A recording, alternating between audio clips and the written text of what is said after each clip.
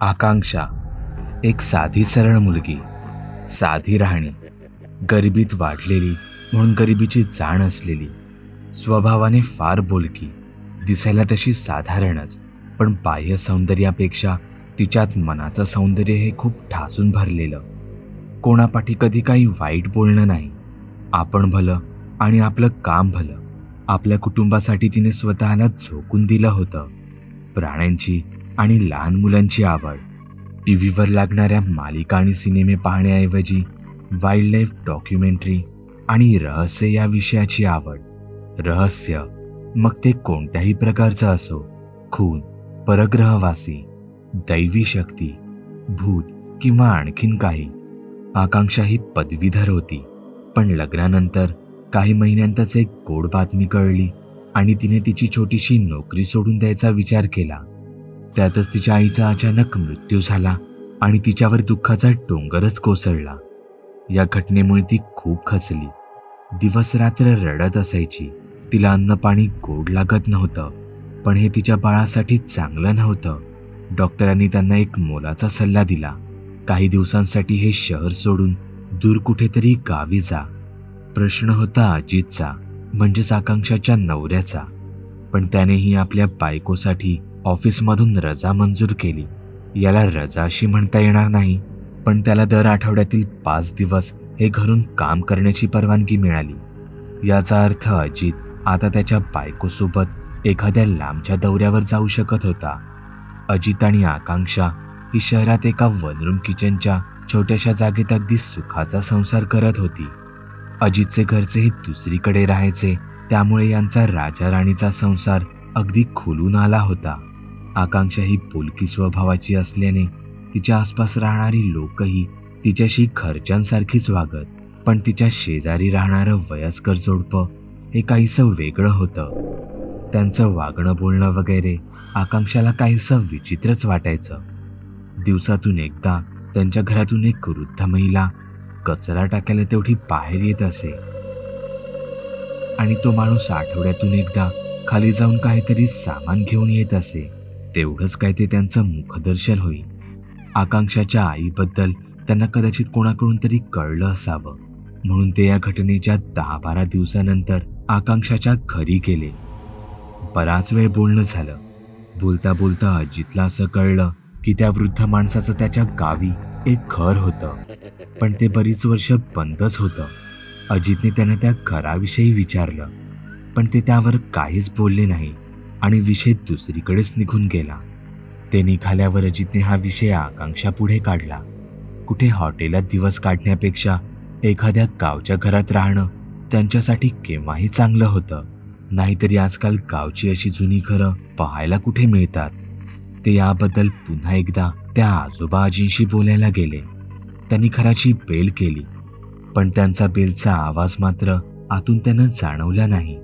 कदाचित त्यांनी आतून बेल बंद केली असावी, म्हणून यांनी त्यांचं दार ठोकलं. तरीही कोणताच प्रतिसाद आला नाही. घड्याळात पाहिलं तर रात्रीचे 8च वाजले होते. इतक्या लवकर तर कोणीच झोपत नाही, पण त्यांनीही मग जाऊ दिलं. उद्या येऊ असं एकमेकांशी बोलून ते मागे फिरणार, तोच त्यांच्या घराचं दार उघडलं.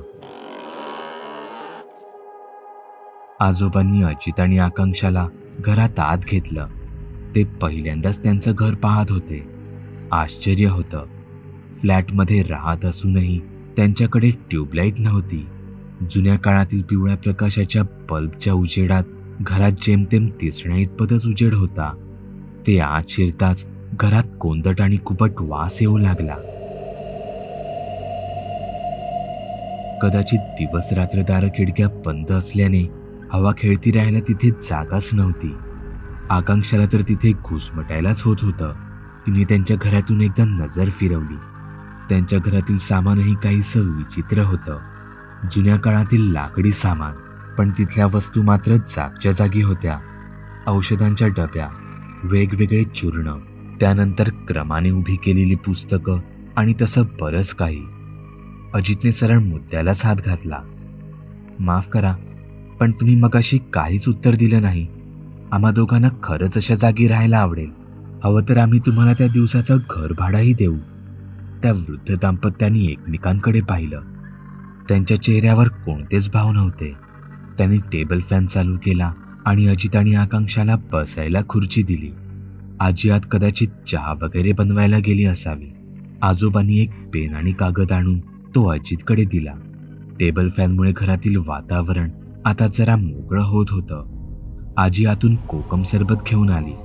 आजोबा गंभीर आवाजात बोलू लागले, हे बघा, खरं तर मला हे करायचं नव्हतं, पण आम्हाला औषधासाठी, रोजच्या गरजेसाठी पैशांची गरज आहे.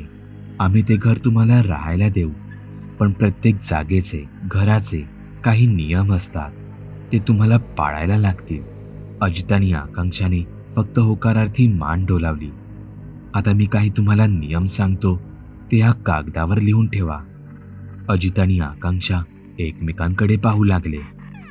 पहिला नियम, तिथे गेल्यावर संध्याकाळनंतर कोणीही घराबाहेर पडायचं नाही. दुसरा नियम, तिथे शेजारी पाजाऱ्यांशी काहीही, अगदी एक शब्दही बोलायचा नाही. तिसरा नियम, कोणी काही खायला प्यायला दिलं तर ते घ्यायचं नाही. संध्याकाळनंतर कोणी दारावर आलं, अगदी मदत मागायला आलं तरी दार उघडायचा नाही. आकांक्षाने जरा आश्चर्यानेच अजितकडे पाहिलं. तेव्हा अजित त्या आजोबांना म्हणाला, अहो, पण आम्ही तिथे फिरायला, मन मोकळं करायला जाणार आहोत. तुम्ही म्हणता कोणाशीच संबंध ठेवायचे नाहीत, आणि मग काही सामान किंवा काही जरुरी गोष्टी लागली तर काय करायचं? हे ऐकताच त्या आजीने आजोबांच्या हातावर हात ठेवला. तसे ते जरा शांत होत म्हणाले, हो, तुम्ही फिरू शकता कुठेही, फक्त त्या गावात फिरू नका, इतकंच. गावाच्या बाहेर जा, तिथे छान नदी आहे, तिथे बाजारही भरायचा, तिथे जा. आणि कधी कशाची काही गरज लागली तर तुम्ही थेट तालुक्यालाही जाऊन येऊ शकता. फक्त एकच लक्षात ठेवा, गावातील लोकांशी जास्त संबंध ठेवू नका. गावात रात्रीचं घराबाहेर भटकू नका. जर तुम्ही तालुक्यावरून आलात आणि समजा तुम्हाला रात्री उशीर झाला तर चुकूनही त्या गावात जाऊ नका. हवं तर तालुक्यातच बाहेरच कुठेतरी राहा. आजोबा काय बोलत होते या दोघांना काहीच कळत नव्हतं. ते नक्कीच काहीतरी लपवत होते.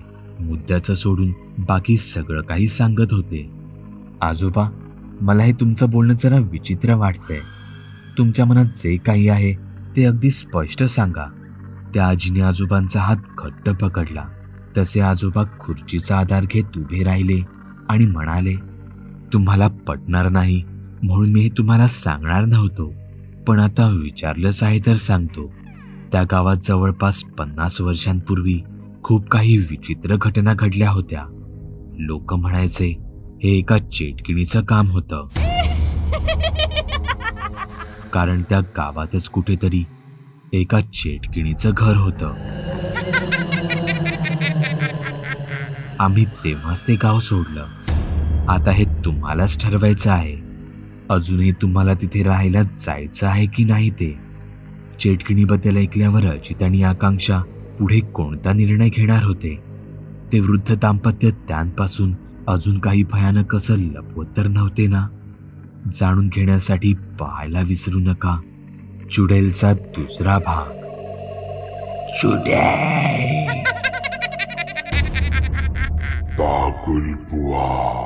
चॅनलवर अपलोड केलेल्या नवीन व्हिडिओची नोटिफिकेशन मिळवण्यासाठी चॅनल सबस्क्राईब करायला विसरू नका. व्हिडिओ आवडला तर आमच्या मेहनतीचा मोबदला म्हणून तो लाईक करून मित्रांसोबत जरूर शेअर करा. चॅनलवरचे इतर व्हिडिओ पाहण्यासाठी इथे क्लिक करा. तसेच चॅनलवरची प्लेलिस्टही चेक करा. दर दिवशी नवनवीन भूतांचे व्हिडिओ बनवून मी तुमचं मनोरंजन करत राहू याची खात्री बाळगा.